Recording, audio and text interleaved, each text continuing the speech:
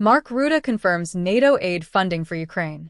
NATO Secretary General Mark Rutte said Wednesday that allies remain committed to keeping military aid flowing to Ukraine, voicing confidence that additional support can be funded through the Prioritized Ukraine Requirements List, or PURL, before the end of the year. Speaking after a meeting of the Ukraine Defense Contact Group in Berlin on April 15th, Rutte said the alliance cannot afford to let Ukraine slip down its list of priorities despite growing security pressures elsewhere. "We cannot lose focus on Ukraine, even with the many security challenges we face," he said. The Berlin meeting, jointly chaired by German Defense Minister Boris Pistorius and British Defense Secretary John Healey, brought together key allies to review Ukraine's battlefield needs and coordinate further assistance.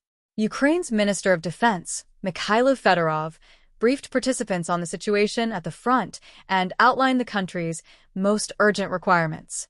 Rutte said the discussions resulted in renewed backing from allies, including new contributions from Germany, the United Kingdom, and the Netherlands. He also welcomed further support for both the PURL mechanism and the Czech ammunition initiative, which has become a major channel for supplying artillery shells to Ukrainian forces. "Today we reaffirmed our commitment to Ukraine," Rutte said. The Ukraine Defense Contact Group has become the main forum for coordinating military assistance to Kyiv, bringing together allied governments to align weapons deliveries, ammunition supply, training, and financial support. Wednesday's session in Berlin made clear that this process remains active and politically supported at the highest level. A central focus of the talks was the PURL system, which is intended to match Ukraine's most pressing battlefield requirements with allied funding and procurement channels.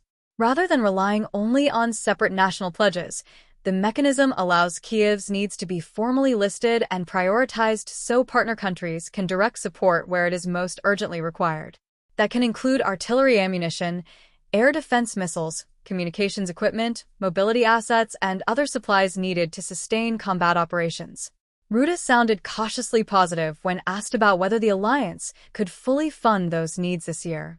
"I'm optimistic," he told reporters after the meeting, while acknowledging that the burden is still not evenly shared across the alliance.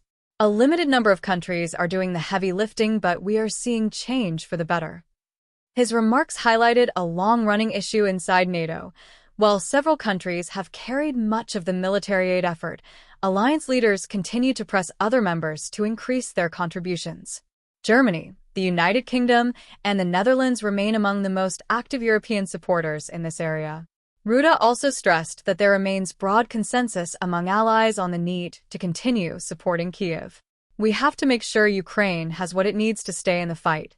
So there is broad agreement on that on both sides of the Atlantic." That message comes as Ukraine continues to rely heavily on outside military support to sustain operations at the front and defend against ongoing Russian missile and drone attacks. Ammunition, air defense interceptors, repair parts, and other equipment remain central to Kyiv's ability to continue fighting.